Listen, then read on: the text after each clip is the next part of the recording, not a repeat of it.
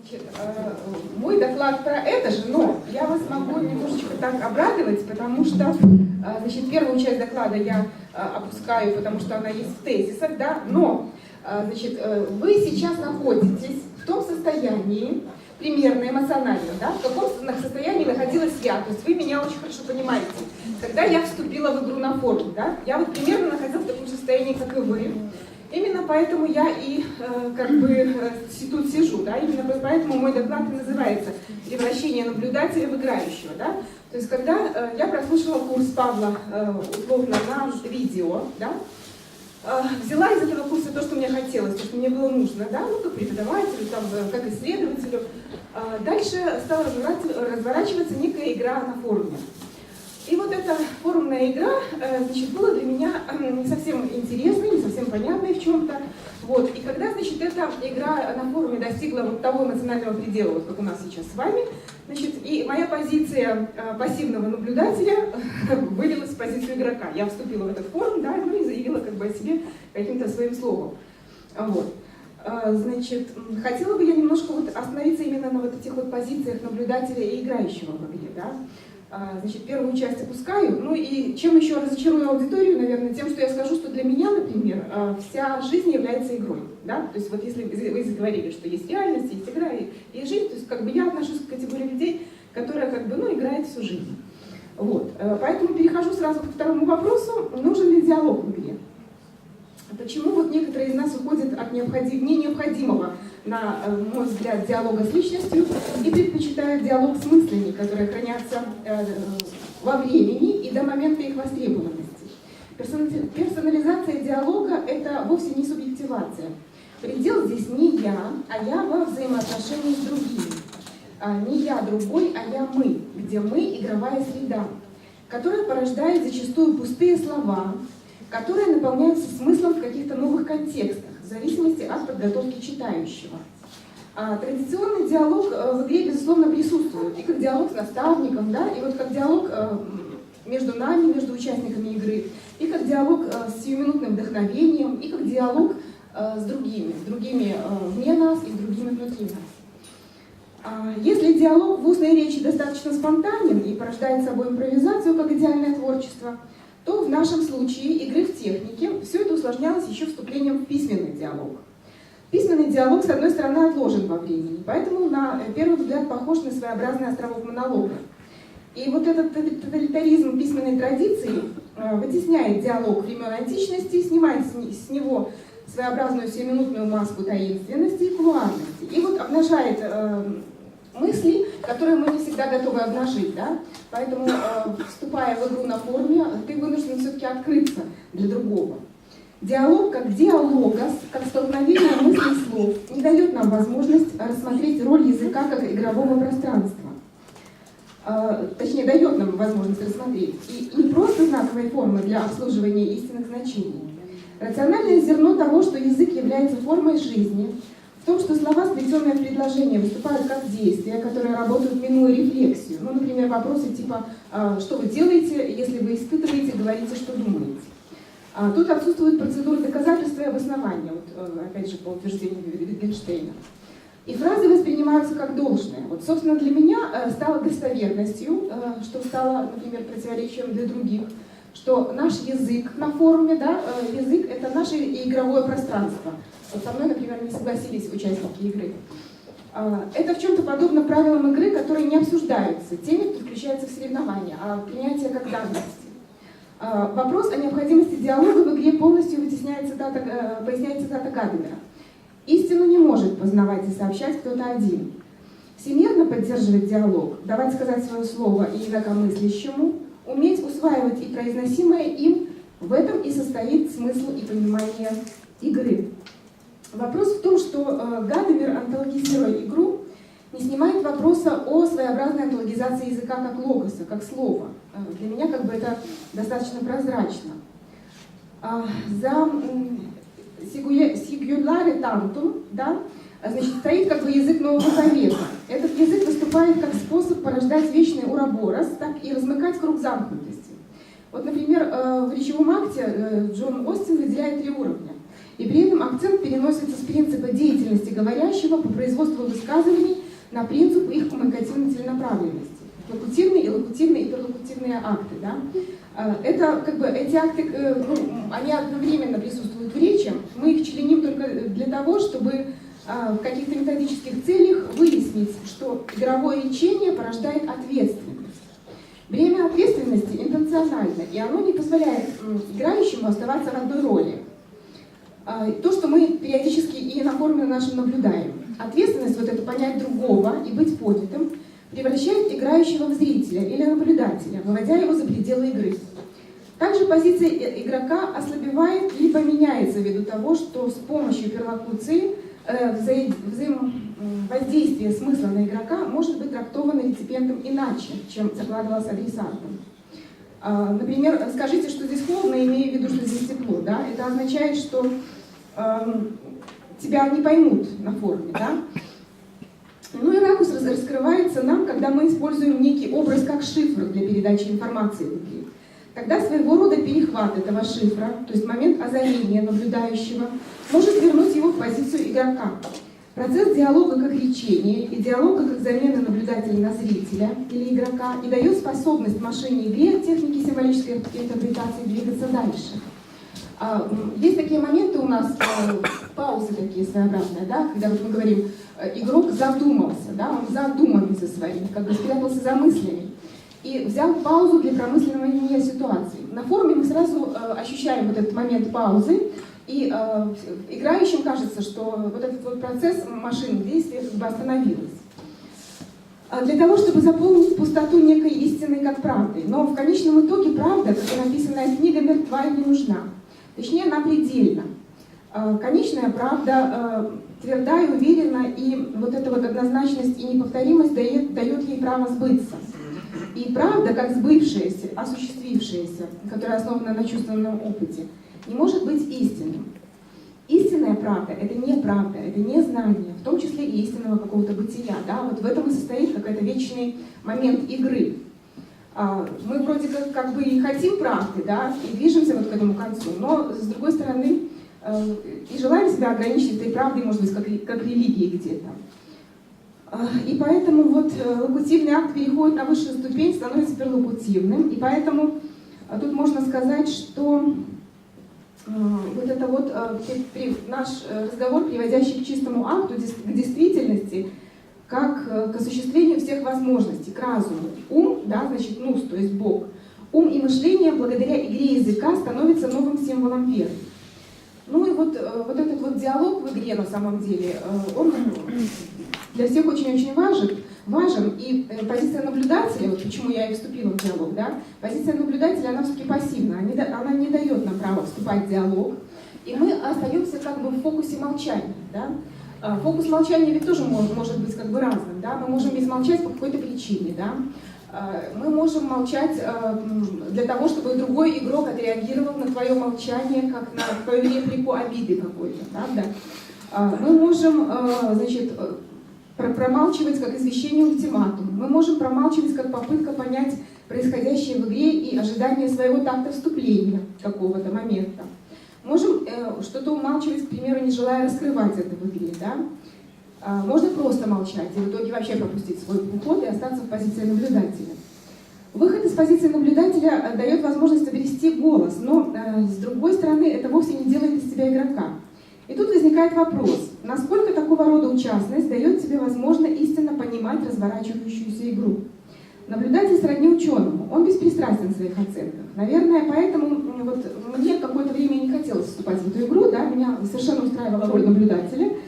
Вот. Но ускользает сущность игры, да, вот как сейчас вы видите, сидите, да, вы как наблюдатели, и немножечко не понимаете, о чем мы говорим. Сущность ускользает. И чтобы поймать эту сущность игры, как бабочку, мы можем стать ловцами, да, превратившись в зрителя. Зритель — это уже тот персонаж, который как бы зрит в корень игры и является соучастником вот этого чародейства нашей игры. Зрелищно, значит, ну, понятно, что мы воспринимаем игру как, зритель воспринимает игру как зрелище, да, и поэтому он является уже включенным. 40 минут до конца. Все, заканчиваю. Значит, Я бы еще остановилась на том, что значит, роль у нас в игре есть роль играющего автора, да, которая достаточно сложна тем, что он является и автором, и играющим. Роль игрока, воссоздающего исторический контекст. Значит, она закончилась на том моменте, когда игроку стало неинтересно, потому что вот эти исторические реалии, да, которые мы пытались передать в пьесе «Александр в Вавилоне», значит, они тоже перестали быть исторической конвой, прямой исторической конвой, да, а стали вносить какие-то элементы творчества с нашей стороны. Игроку стало неинтересно, значит, он перешел из позиции игрока в наблюдателя в позицию, да. И у нас есть такая интересная роль управляющего игрока, да, лидера. Значит, понятно, что пока очевидно была вам эта позиция, да, понятно, что каждый игрок в игре в какой-то степени борется за вот эту вот позицию лидерства и пытается замкнуть на себе игру. Но как бы наш достойный лидер, естественно, не дает этого сделать, он пропускает все потоки через себя. Ну и пока у него достаточно опыта хватает. Вот. Ну и такой момент последний, значит, опасности в игре. Да? Опасности, они всегда открыты, мы это заметили на нашем маленьком коллективе, потому что действительно, значит, вот эти роли наблюдатель, зритель, игрок, значит, они меняются постоянно. Да? Люди устают действительно от одной роли, поэтому игра у нас множественная, она проходит, значит, на разных уровнях, и человек может поменять роль. Это как бы спасает его от перегрева и спасает от того, что человек навсегда может уйти из игры. Да? Но эта опасность всегда существует, то есть тоже такой момент. И что самое главное для нашей игры, в чем вообще ее как бы новизна, ну на мой взгляд, да? Наверное, в том, что, вот как Дмитрий, например, говорил, не согласна я с ним, что каждая игра должна иметь правила. Четко ограниченное правило, четко ограниченное время. Вот эта игра, например, Pokemon Go, да, почему вот она вначале была очень популярной, а потом она утратила свою популярность. Потому что в игре, значит, во-первых, был выигрыш, да, то есть вы должны были что-то ловить. И, во-вторых, значит, она была, был соревновательный аспект. Да, кто первый, кто найдет, кто выиграет. В нашей игре вот этого нет, почему она немножечко такая, ну, иного характера, скажем так, да? Потому что мы пытаемся не выигрывать, да, а проигрывать, чтобы все игроки работали как единое целый организм. Вот. И вот это вот отсутствие рамок в игре, о важности, о котором говорил Дмитрий, да, то есть для него вот важно вот это вот рамки в игре, для того, чтобы какой-то элемент игры, ну как мы называем разные игры, да, элементами, для того, чтобы они все-таки заканчивались. У нас пока этого нет. У нас первый процесс, у нас ни один процесс не завершен. И это очень сильно влияет на игроков. Да? Вот эта вот позиция неопределенности, позиция вовлеченности в игру, которая не имеет границ, которая не имеет правил и которая неизвестна, когда и чем закончится, она действительно напрягает человека. Да? Потому что мы привыкли, что мы свою ответственность на кого-то должны переложить. Вот. И ну, в этом есть какая-то своеобразная опасность, да? Но в этом есть какой-то элемент новизны нашей игры, который нет нигде. То есть мы считаем, что как бы, вот наша игра, она может продолжаться, значит, к ней, наверное, вероятнее всего, могут прибавляться еще то ли зрители, то ли наблюдатели, да? Пока непонятно, могут ли участники. И вот у меня вопрос к аудитории. Значит, вот вы сейчас находитесь в процессе наблюдателей или зрителей, да? По какой причине вы бы не вступили в нашу игру? Ну вот давайте так, с провокацией, вот и сразу на вопросы перейдем. Значит, по какой причине вы бы не вступили в игру? Вот там есть Я бы не вступила, потому что я пока не понимаю, во что это вообще игра. Сразу. А во-вторых, я уже на данных, вот еще в начале бы я бы еще как бы и поиграла там, на первые 5 минут. Вот, желание там, да, попытаться. Сейчас уже точно нет. Потому что прошло определенное время говорения, и можно круто, если вы меня постараетесь не бежать. Да? У нас техники понимания. Да. И как бы я напрягаюсь все это время и пытаюсь во что-то понять, но что понять, да, то есть сам предмет как бы говорения для меня абсолютно, даже то, что я даже не понимала что-то про игру, я на данный момент вообще ничего не понимаю про игру. Поэтому это скорее вызывает отторжение, чем желание вступить в игру. Ну, пока все будут. Да, но Тут, я думаю, что просто, с одной стороны, очень неудачная презентация сама по себе, потому что вы, ну вот, допустим, теоретически учили, рассказывали про игру. То есть, если бы вы сделали сессию на полчаса, и все бы проиграли, сделали бы какие-то тексты почитали и посмотрели, этого было бы намного более увлекательно, нежели теоретически рассказывать. Ну вот это то же самое, что я не знаю. Я буду вам теоретически рассказывать, как играть в... Технологии самолетостроения. Не, можно какой-нибудь Pokemon Go. Да. Берешь телефон, ищешь там куда-то. Я могу часами об этом, допустим, рассказывать, но это не вовлекающе, пока не попробуешь. Вот. Вот. И То есть вопрос, что вам не дали попробовать. это один момент. Человек, А второй момент, даже не зрители, да? вот Вот вы, пожалуйста. мы просто в кофе-брейке обсуждали, что вам нужно найти человека, который мог бы рассказать людям про вашу игру. Потому что у вас это, то есть вы постоянно повторяете одни и те же слова. Там 3 презентации практически про одно и то же, и ушло 2 часа. Так, конструктивно. То есть ты тоже попадаешь в эту ловушку. И то, что вы делаете, это какой-то процесс, но это для меня не игра. То есть это там, не знаю, клуб, допустим, формат совместного времяпровождения какой-то.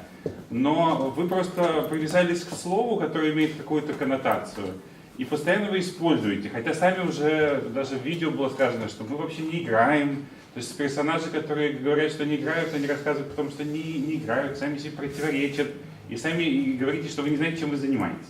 Да, у нас тоже одолевают такие. Вот. Поэтому я бы просто слово «игра» убрал бы, сказал бы про процесс, и непонятно, что вы хотите этим, что вы дальше хотите. Вы хотите продолжать? Все. Спасибо. У нас уже есть 2 потенциальных игрока. Я так уже вижу. Оксана, потом Виолетта. Есть еще кто-то? Потом у вас Даниил уже видел. Нормально, у меня тоже было такое же ощущение. Я вас Вы понимаю. хотите ответить сейчас на Нет, то, нет, что я хочу прозвучало, послушать или- еще. Я не буду отвечать на этот вопрос, тем более, что он обозначен как провокация, имею право. Но вообще-то в основном, потому что я не очень понимаю, зачем вы это спрашиваете и зачем я должна на это отвечать. У меня, в свою очередь, 2 вопроса к вам. Для начала таких, чуть не сказала, диагностических, но пониманий. Первый связан с, ну, не знаю, там, самим процессом, который вы нам рассказывали здесь. Насколько я понимаю, изначально это все появилось из достаточно действенных задач, оформления результатов работы по курсу и каких-то идей и пониманий, которые вы достигли сначала в диалоге, потом в пьесу. И тут у меня вопрос, а вы до сих пор пишете эту пьесу или вы перестали это делать? И если перестали, то сколько давно? А второй вопрос, который уже относится к актуальной ситуации сегодняшней нашей конференции, поскольку мы имеем дело с спланированным, простроенным действием целой группы людей, то я не могу не поинтересоваться, собственно, что вы хотели сделать вот этой акцией массовой, не побоюсь этого слова, то есть, собственно, какова цель этого вашего многомерного с использованием новых технологий рассказов? Вовлечение в игру, рассказ про игру, понимание себя, то есть, вообще для чего это, как понимать смысл этого действия? Потому что, честно говоря, из внешней рамки он восстанавливается с большим трудом, поэтому я бы хотела услышать вашу версию сначала. Еще один заслушаем, или вы хотите ответить? А нет, пускай уже так дальше. На твой вопрос отвечает. Давайте тогда сначала на Оксане вопрос. Значит, пьесу мы пишем, да. Пьеса является не полностью игрой, да, это игра в игре, игра множественная там идет, поэтому пьеса пишется. Вопрос, чего мы хотели добиться, мы, честно, не хотели добиться, чтобы у нас появилось больше игроков, наверное, мы не ставили такую задачу, да.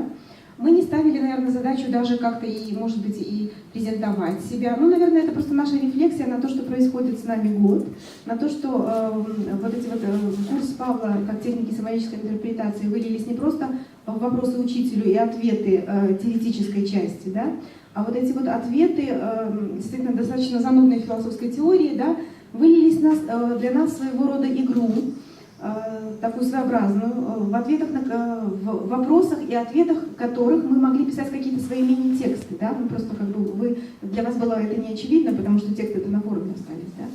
Вот, это было для нас главное, поначалу, по крайней мере для меня, вот диалог с преподавателем и написание вот каких-то таких моментов. Затем это все вот появился режиссер, да, выстроилось в пьесу, в которой мы говорим о техниках понимания. Ну вот так. Я пытаюсь понять, зачем вы все это рассказываете нам. Ну, очевидно, понимание... Мы несколько дадим ответов, а ты уже сама, Оксана, решай, какой из них тебе принимать. Хорошо? Это был первый ответ. Да, это был первый ответ. У нас тут несколько человек, Да, поэтому, я думаю, могут быть разные ответы. Сергей, ты прокомментируешь? Ну, я пришел сюда для того, чтобы рассказать тебе о том, что мне так интересно. Мне казалось, что это такая офигенная вещь, игра, что когда мы начнем об этом рассказывать, реакция будет совершенно противоположной, чем та, которую я вижу.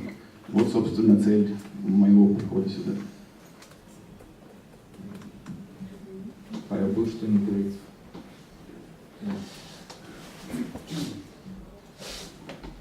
Несколько слов о том, что происходило на форуме в течение этого года. Подразумевалось просто... Нет, лучше конкретно ответ.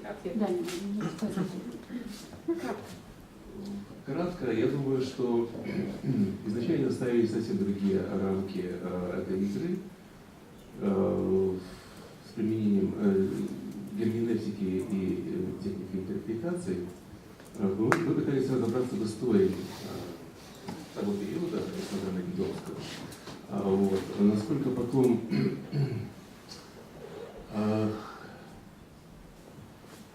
разнообразные по профессиям, скажем так, участники проявили свой интерес вот, к этому сюжету. Оно, в общем-то, в таком русле все и сразу, наверное, кратко. Вы что-то будете говорить? Тогда еще комментарий с моей стороны на твой вопрос. Понимаешь, мы, наверное, действительно, может, поступили немножко недобро по отношению к вам, что такой напряженной режим рефлексии выплеснули одним махом. Но, скажем так, основная проблема в том, что мы не можем вам на самом деле толком показать игру, потому что, чтобы действительно игру наблюдать, надо по меньшей мере пару недель там повариться на форуме в качестве наблюдателя этой игры. Единственное, что мы вам сможем предложить, чтобы вы нас совсем не побили камнями или яйцами, это некую презентацию или иллюстрацию того, во что эта игра выливается в качестве самой пьесы. То есть мы вам покажем кусочек той пьесы, которую мы пишем. И это, может быть, вас хоть чуть-чуть примирить с реальностью этой игры. Но, скажем так, какова была цель вынесения всего этого на конференцию? Такой вопрос. Во-первых, это было важно для нас самих, потому что, я в самом начале сказал, мы восприняли университет игры действительно серьезно, и поэтому для нас важно, что то, что с нами происходит, мы квалифицируем для себя преимущественно как игру, несмотря на все те кризисы, которые вот показал Сергей, он, в общем-то, решил сделать такой, ну, по-своему, экзистенциально честный ролик, показать, что игроки сами зачастую обуреваемы сомнениями, страхами и так далее. Вот. Мы квалифицируем то, что мы делаем, как игру. Нам важно, что этот режим, как кажется, открывает поразительные возможности. Нам было это важно порефлексировать в первую очередь для себя, а конференция Летучего это была площадка, через которую, как форма, да, через которую мы могли свою игру выразить. То есть это в первую очередь было важно для нас. Нам было важно, чтобы коллегиум Летучего вообще знал, что в его недрах происходит нечто. Возможно, для вас это пока непонятно, примерно так, как я говорю, там написал, как просмотр какой-нибудь 5-й серии 3-го сезона навороченного сериала. То есть непонятно, что это за люди, что они хотят и вообще, что там между ними происходит. Но то, что мы делаем, это пока попытка просто вас заинтересовать, показать, что что-то необычное, что-то очень интригующее происходит сейчас в Летучем университете, в его стенах. И это нечто возможное. Есть прототип некой новой игры нового типа. И возможно, чтобы об этом разобраться, по этому поводу что-то там потом поразмыслить, вам надо там, ну, по меньшей мере, допустим, посмотреть на это со стороны, там, побыть в позиции наблюдателя на форуме или еще как-то. Если это вас заинтересовало, конечно, все. Если вам интересна игра, если вам интересно то, что вот, мы тут делаем. Если нет, ну, конечно, это было просто, ну, вот, просто повод понять, что есть в летучем университете такие фейки, у которых есть и такие вот странные интересы, которые они называют игрой. Ну, вот, просто к разнообразию форм жизни летучего университета. Я понимаю, что, ну да, по сути, это была презентация такая, ну, или демонстрация. Еще она не закончена, на самом деле. Ну, там, да, я думаю, что мы дотерпим все это дело до конца. Я только, ну, вот, ремарку какую-то хочу сделать, что некоторые вещи, ну, вот, игра сама по себе, если она претендует не только на то, что это фан, ну, какая-то затягивающая для его участников штука, для них самих там полезная, претендует на какие-то другие там вещи, типа там развитие каких-то штук, ну, например, там, развитие людей, там, да, через эту игру. Ну, Павел анонсировал, что там люди развиваются. Мы не можем сейчас этого оценить, как бы, вот, потому что мы увидели. Там может развиваться, ну, не знаю, идеальный план, идеи, ну, тогда как бы должен быть какой-то продуктный внешний выход, который наблюдается там, в виде текста, в виде пьесы там, и так далее. Если эта пьеса будет хорошая, ну, то, наверное, можно было потерпеть там 3 часа как бы, этого мучения сегодня. Там, да? Если это другие вещи, например, деятельность или сам летучий университет развивается как-то через такого рода формы, то мы это будем наблюдать, ну, как бы дальше, да? Если это живой процесс, который разворачивается дальше, то если он действительно претендует на снимающую практику по отношению к летучему университету, тогда он сожрет другие формы ну, в пределе. Вот тогда мы будем, то есть, дальше смотреть, то есть, зная теперь про это, теперь мы уже не можем сказать, что мы этого не видели, не знаем, мы можем наблюдать это.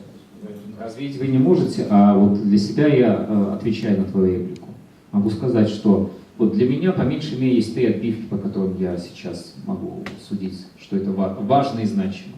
Первое, то, что действительно, как я сказал, пишется ну, философский диалог, ну, вот, который мы имеем наглость сопоставлять там, с диалогами Пира, Платона и там, пьесами Камю.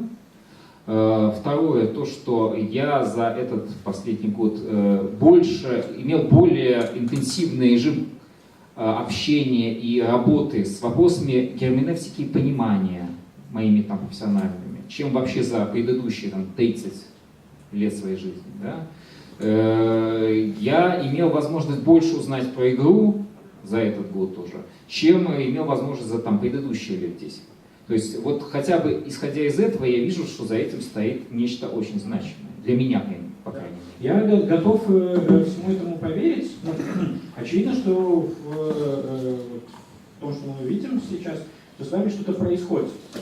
Я не знаю, там, это игра или коллективное безумие какое-то, но тем не менее это очевидный процесс, в который вовлечены люди, достаточно интенсивно вовлечены, серьезно вовлечены, что у вас складывается особый там, птичий язык, как бы, которым вы пытаетесь излагать и как-то рефлектировать эту ситуацию. У меня как бы, тут вот, некоторые вопросы есть с рефлексией, там, да, когда вот сейчас вы это вываливаете, я не знаю, вы продолжаете развивать этот процесс, или это действительно процесс рефлексии связан с тем, что вы способны таки сейчас остановиться и посмотреть со стороны на то, что происходит, или это пока еще вот переработка ну, внутреннее какое-то разворачивание этой игры. И мне кажется, что рефлексия в таких вещах игрового порядка, если это действительно игра, она очень важна. У меня люди на моих играх с ума сходили. Я знаю, что это ну, может быть безопасно. Виолетту пропускаем. Если хотите комментарии, еще вопросы, замечания Может быть, тогда сделаем так, мы покажем еще вот этот фрагмент наш видео. В принципе, да. Можно даже не весь, там, мы там 20 минут сняли, но можно меньше. Вот, и, соответственно, покажем это видео. Если после него еще будут вопросы, реплики, комментарии. А вы, может, пьесу лучше пару блоков зачитали? Ну так мы сейчас это и Вот делаем. сейчас, я так понимаю, будет пьеса. А то неполная картина. То есть та пьеса, которую вот вы год Ну не год, не год. Эту пьесу мы пишем с декабря месяца. декабря месяца, но это все равно завязано в какой-то предыдущий процесс, но, по крайней мере, вы Вопросы и выстраиваете ответы, да, это в логику, которая, вот разворачивание которой привело к появлению вот этой пьесы. Третий этап, как я называл в своей выступлении. О, великий царь! Что в эту тихую лунную ночь беспокоит твое сердце? Откройся, и каждый из нас сделает все возможное, чтобы развеять твои тревоги. Мне не дают уснуть мысли, которые прошлой ночью пробудила во мне чтение великим хранителем огня Астиагом сладостного гимна пророка Заратуштры. Толкование этого гимна, которое я затем услышал от тебя, царица, и от тебя, учитель, и от тебя, о великий хранитель, были настолько различны и так не похожи друг на друга, но одновременно убедительны, что я задумался, а где же тогда истина? В чьих словах правда, а в чьих ложь? Как мне выбрать, в чьих толкованиях подлинные слова Заратуштры, а в чьих только рассуждения самого толкователя? Если попробовать перевести твои вопросы на язык философии, то получится следующее. Существуют ли формальные критерии понимания? Можно ли помыслить такие величины, в которых понимание может быть измерено? Как определить, в какой интерпретации понимание больше, а в какой меньше? Как определить порог, после которого очередной виток интерпретации ведет не к увеличению, а к неоправданному усложнению и тем самым уменьшению уровня понимания? Так ли, Александр? Да, учитель, все правильно.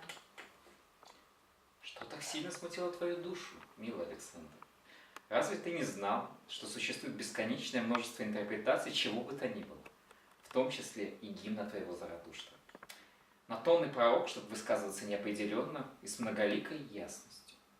Разнообразие интерпретаций – это повсеместно распространенное явление, ведь интерпретация – дело сугубо индивидуальное, в чем-то личное, и всегда ситуативное и контекстуальное.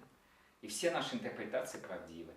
Ложными они могут быть только тогда, когда интерпретатор сам закладывает зерно лжи в свое толкование. Поэтому понимание – это всегда игра смыслов, образов и интерпретаций. Если то, о чем ты говоришь, игра, то это скорее игра без правил.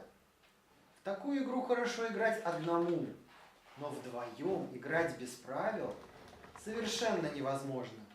Будем постоянно натыкаться друг на друга.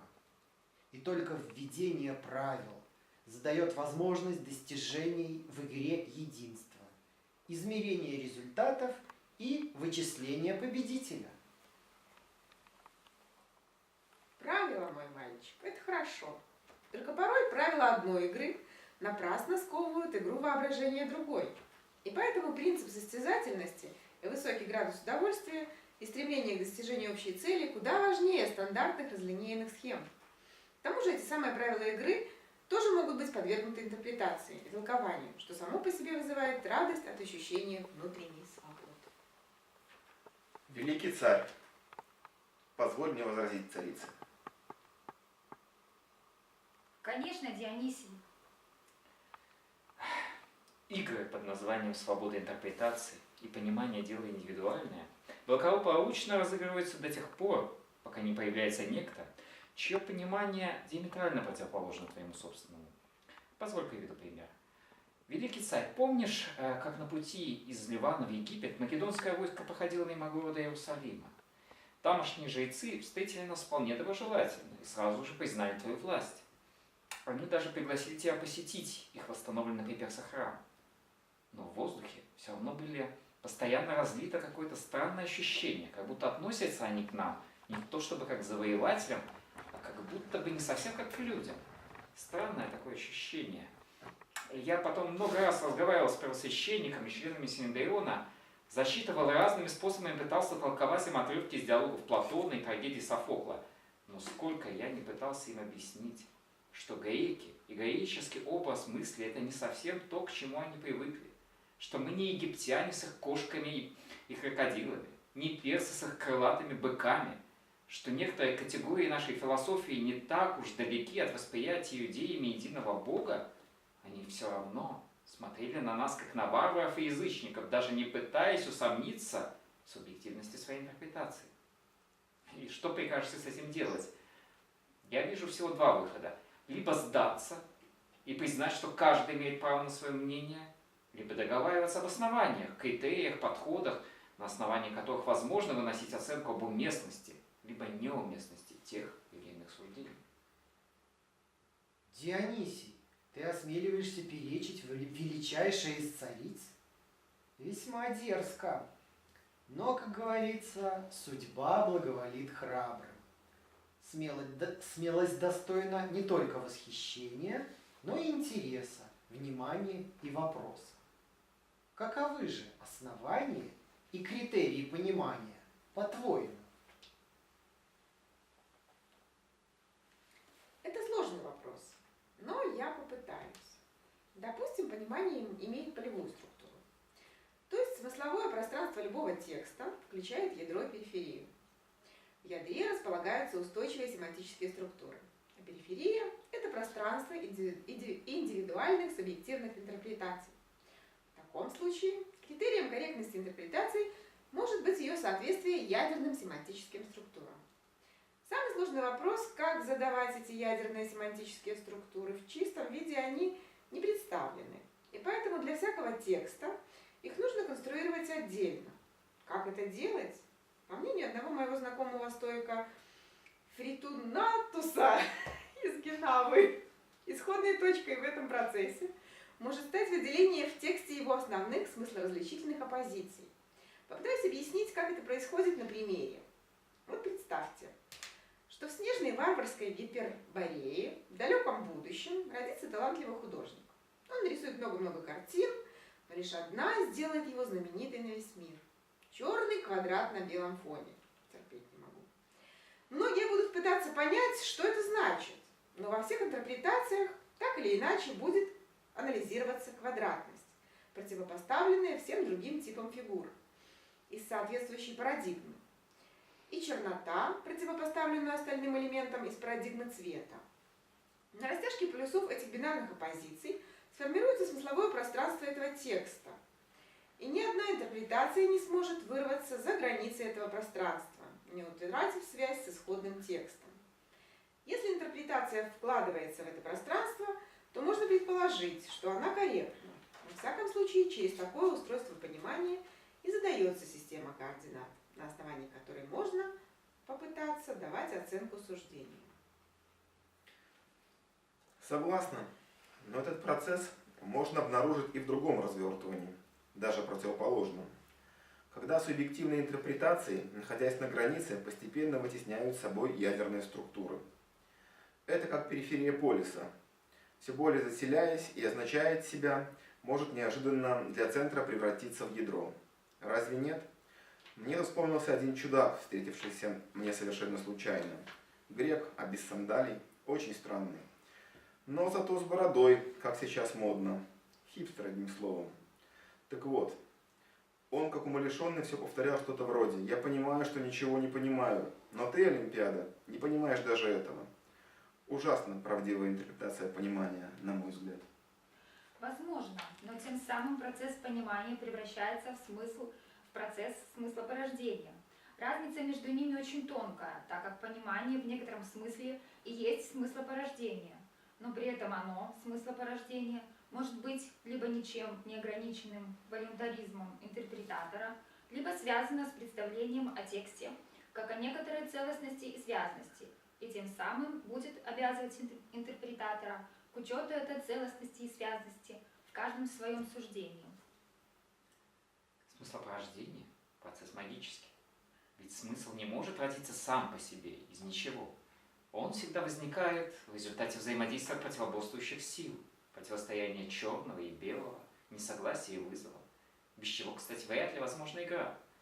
Полет игральной кости захватывает дыхание так же, как отбрасывание монеты.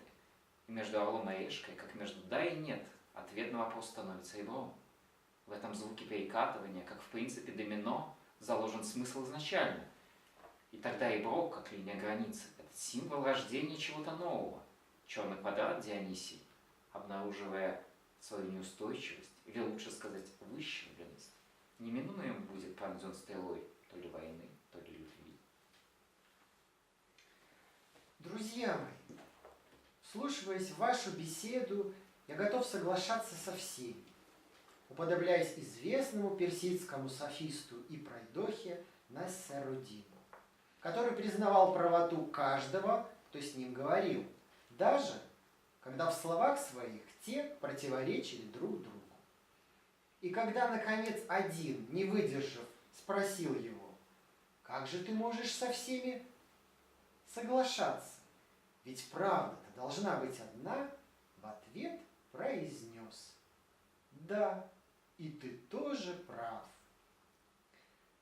К сожалению, такова природа и того вопроса, чьи врата нам отверз мой ученик. Вижу замешательство на ваших лицах, но не спешу пока его прогнать.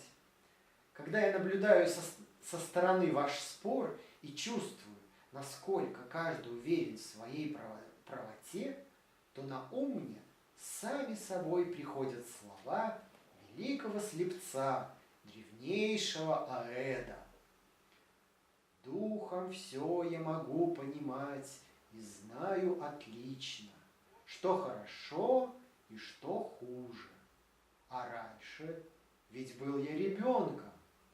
Часто, однако, всего не могу я разумно обдумать.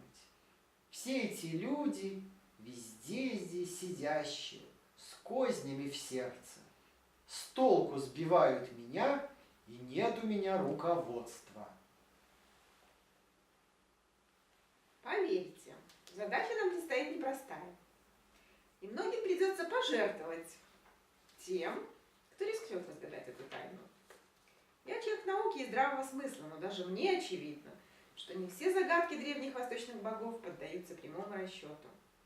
Придется, видимо, вместе со всеми пойти на этот риск и мне, что вряд ли. Подобно Эдипу предстать перед сфинксом, ожившим из мифов фиванских, простите, во имя Крона за столь громоздкое вступление. Злые языки твердят, что к старости Аристотель стал излишне болтлив. Впрочем, некоторые утверждают, что таким я был и всегда. Мне нравится твоя речь, Дионисий, ведь она стремится установить простое правило в сложном деле.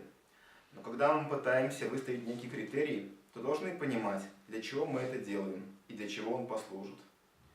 Ты говоришь про ядро и периферию, что же? Будь чужие слова орехом, мы и впрямь могли бы их расколоть на твердое ядро и скорлупу, от которой не жаль избавиться, вкусив сладость смысла. Но при этом нельзя забывать, что ядро рождается здесь не само по себе. Его кто-то и зачем-то внутрь вкладывает. И когда мы говорим о тех смыслах, что формируют сладость ядра этого ореха, мы должны помнить, что наш язык так сформирован, что чувствует горечь или сладость не абсолютно, а в соответствии с произведенной переменной. Так после сладких фиников виноград для нас кисел и резок, но после пресного хлеба он сладок и приятен. Как любил утверждать один мой приятель из скептиков, в болезни даже сладчайший мед может показаться горьким и неприятным на вкус. Поэтому смыслы, которые мы видим или наоборот не видим, зависят от того, откуда мы на них смотрим. То, что нам может казаться ядром в начале, впоследствии, при более пристальном взгляде, может показаться лишь частью ядра или вовсе уйти на периферию. Или же искомое ядрышко смысла обнаружится и вовсе в ином месте, нежели в том, где мы его родили искать. К тому же нельзя исключить и возможности, когда опытный софист, жонглер словами и лжец, легко сможет навязать тебе свой взгляд на мир и сказать: «Ядро вон там, иди же туда и ищи». А если ты с ним не согласишься, то он прибегнет ко всякому богатству своего арсенала, красноречия и коварства, чтобы показать всю неправоту твоего собственного взгляда. Так, рассказывают, и происходило некогда в далекой Гипербореи, где к власти над полисом на срок в 3 человеческих жизни пришли краснобородые софисты, трудно оборимые в спорах, и споры на расправу. Всех, кто сомневался в их словах, в правоте того, на что они указывали, как на крайний смысл, ждал неминуемый горький выбор. Остракизм, о печальная участь изгоя, или же чаша с цикутой. Как некогда такой выбор встал и перед учителем моего учителя. Ну, может быть, ты говорил нам о Дионисии, о том же, о чем пишет в своем тексте искусный ученик божественного Гераклита из Эфеса, Ириней Страматикон, что должно быть верным тому, что Дух начертал первозданный, мысли не этой, но той, что Логос предсущий судил. Если ж оставишь ты путь, и торить тропу перестанешь, и... Хорошо читал. Хорошо читаешь. Что должно быть верным тому, что Дух начертал первозданный, мысли не этой, но той, что Логос предсущий судил. Если ж оставишь ты путь, и торить тропу станешь просто, на собственный страх свой и риск, Эрине узнаешь злой гнев. Выводя слова темного философа на свет, можем тогда утверждать, что то самое ядро обретается во внутреннем опыте мышления бытия, который затем выражается в слове. И чтобы не подменять чужую мысль нрав собственными, мы должны этот чуждый нам логос беречь, таким, каким он и был изначально. Иными словами, когда мы обнаруживаем, что начинаем говорить о своем, наболевшем, уходя от того, что изречено создателем текста, то мы утрачиваем этот логос. А правильный путь – находить данный логос в себе, повторять те же впадины и глубины в логосе внутреннем, каковые находим в логосе внешнем. И тогда находить не собственный логос, но тот, что общий всем людям, каковой всегда ищет только правду, хотя большинство его и не слышит, подобно глухим, и не видит, подобно слепцам. Таким путем обретаем мы свой диалогос, логос, пронзающий нас насквозь и соединяющий наши смыслы, уводящий нас от печальной участи нарцисса, завороженного тенью собственной красоты и неспособного высказать ничего без полагания в этом себя любимого. Но, дорогой мой Дионисий, ведь монета может иметь не только аверс. Ее оборотная сторона может тебе вовсе не понравиться. Не так ли, прекраснейший исцелитель? Слыхал я также об одном латинянине по имени Эмилий, родом из Беттины. Если вы знаете этих латинян, то должны быть наслышаны о их забавной манере. Они пытаются в своих манерах так подражать нам, эллинам, что стараются быть более эллинами, нежели мы, греки. Они рассуждают, подражая нашему обычаю философствовать, но делают это со свойственным римлянам простодушием и прямотой. Так вот, говорят, он изобрел священный канон составом из 4 вечных истин или незыблемых правил, коими должен руководствоваться просвещенный ум, чтобы избегать по возможности ложных толкований. Первое правило по-варварски неблагозвучно озаглавил он каноном имманентности, герменевтической меры, и заповедовал не изыскивать смысла в речении иного, нежели в нем отродясь содержался, как он есть. Этим должно уважать непохожесть понимаемого его герменевтическое своезаконие. Второе правило, именуемое каноном тотальности герменевтического взгляда, гласит: в целом смешение узри частей, что его образует, но и за частью всегда целое зримо стоит. Это правило вводит фигуру священного круга, в постоянном обороте которого и состоит сакральный смысл понимания и его главное таинство. Третье правило задает канон актуальности, чтобы ты вновь приобрел, что затерялось с годами, В сердце своем и в уме дверь отвори для того. Или, говоря по-простому, настрой свою душу на то, чтобы чувствовать чужие переживания и мысли, как собственные. Дай новому пониманию войти в храм собственной души, изгнав оттуда бесов самомнения. Венчает же все последнее правило понимания, канон адекватности смысла, каковой задан следующими словами. Понять друг друга сможете тогда, когда сольетесь в мыслях и поступках, когда твои слова, мои слова, а цель твоя моя, без всяких промежутков. Сие правило отвечает за то, чтобы тот, кто понимает, и тот, кто дает пониманию его пищу, были одержимы единым демоном, или, как говорят латиняне, были конгениальны друг другу. Этот варварский мудрец верил, что соблюдающие подобные правила и устанавливающий их как критерии понимания соблюдает меру.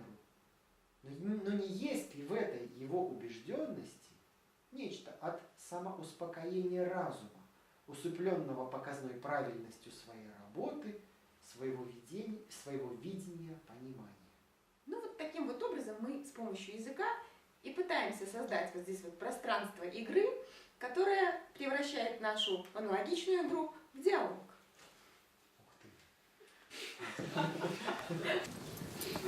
Такой комментарий по ходу, значит, вот эта читка, спасибо. Вот эта вот читка была, мы писали текст на Google Docs, да, и люди первый раз встретились. Некоторые люди первый раз видели текст, да, поэтому, чтобы вы понимали, что это такое, это не отрепетированный, то есть это спонтанный момент, когда встретились люди, которые не видели друг друга в реальной жизни, и которые читали текст, которые видели частично на Google Доке, но полностью не видели. Ну, в любом случае, кто хочет вдумчиво на это посмотреть, у него будет возможность это глянуть потом на Ютубе. Ну, кого не заинтересовало, кого не заинтересовало. Есть какие-то комментарии, кто-то желает высказаться по этому поводу? Оля, у тебя что-то содержательное? Да. Я тебе не верю. Одно предложение. Я буду краток. То есть для меня это не игротехника. Это литературный клуб, исторический клуб, тематический формат работы в небольшой группе. Соответственно, методология как-то нельзя... она общеизвестна. Все это делают в каких-то малых клубах тематических. Вот. Почему я это говорю? Потому что я потратил 3 часа своего времени, и я потратил 3 часа своего времени, которое я очень ценю. Спасибо большое. Опять же, у меня нет определенного отношения. Больше всего... Я могу выразить отношение, но оно вам тоже, возможно, понравится.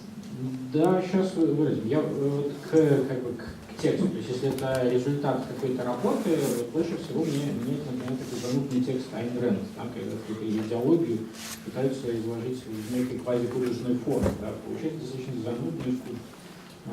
Вот по тексту пока это выглядит так. Да? С художественной стороны мне сложно пока оценить. Но, конечно, надо читать. Ну, естественно, во-первых, текст на слух, попытайтесь Платона первым на слух воспринять, это раз. А во-вторых, мы выбрали, на самом деле, может быть, не самый удачный вариант, потому что мы отобрали один из наиболее философичных кусков нашего диалога. Можно было бы, конечно, больше драйва выпустить в вариант, но хотелось показывать... Текст есть, его можно читать, к нему можно относиться и так далее. Все понятно. Павел, еще... Да, я хотел выразить, то есть... Но кто чего хочет увидеть, тот увидит на самом деле. Потому что вы думаете, 3 часа потраченного времени это много, чтобы понять совершенно новый формат в своей жизни? То есть вы пришли куда-то, посидели там 3 часа, что-то послушали и быстро квалифицировали. То есть вам кажется, что вы достаточно опытный человек, чтобы понять, что перед вами. Вы дали этому сразу четкое определение, дали ему, прописали в своей системе координат и уверены в своей правоте. Ну, мне просто по жизни не хватает, может быть, такого вот умения сразу дать оценку и вот сказать, вот, что это такое. Да? Вот, сходу экспертиза на колесах, что называется. По мне, чтобы разобраться со всем, что там происходит, надо не 3 часа, а, не знаю, 3 часа, чтобы вообще сначала въехать, что там происходит. Поэтому я, честно говоря... Вы вот напрасно наезжаете, потому что вы вывалили на людей кучу там всего, как бы непонятного. И у людей, как бы, они пришли сюда на конференцию в этом месяце совместно поработать над чем-то. Никакой совместной работы они не получили. Дайте им хотя бы высказать, что они там чувствуют, понимают, увидели и так далее. Возможно, вам эти оценки не нравятся, ну вот, как бы, да, можете списать это, конечно, на людей, но это, по крайней мере, та обратная связь единственная, которую вы можете получить сейчас. На самом деле, если вас интересует, конечно, это дело. Если вас совсем это не интересует... Олег, вельми цікавая ваша рефлексия, нас очень это интересует. И поэтому я хочу сказать спасибо вам большое, люди, что вы нас слушали, вы нас увидели. И давайте похлопаем вам за то, что у вас есть терпение к нашим техникам понимания. Еще и не такое. Вы терпели еще и не такое. 3 часа, как бы, это... У меня тут одна фраза в заканчении. Я подумал, что коли вашу презентацию воспринять как вашу гульню з аудиторії, ну, то, в принципі, так, тоді ваша мета досягнута. Дякую. А вы только вот пришли и...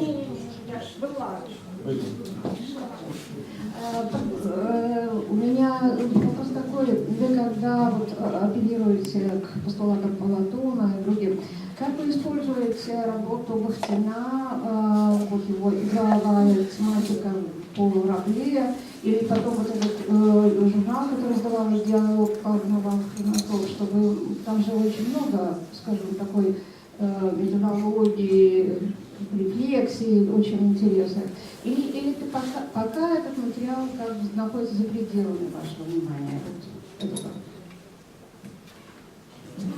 У меня имплементировано в действие. У остальных как получается? Они же претендуют на касталью такую в этой своей игре. То есть все накопленные человечеством знания, вот они туда втягивают. Ну, по крайней мере, хвастаются так.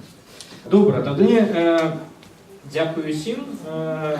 Я апошню ремарку зроблю, що для усіх, у принципі, удзельніків літучого університету, як викладчиків, так і слухачів, це достатково важливо звернути увагу на те, що відбулося, і тому, що це буде працягватися. І ще з одного пункту гледжання, того, що коли не робити ніяких своїх дзеянняў, да, тоді ви становитесь об'єктами дзеянняў інших, і не обов'язково ці дзеянні будуть вам подаватися.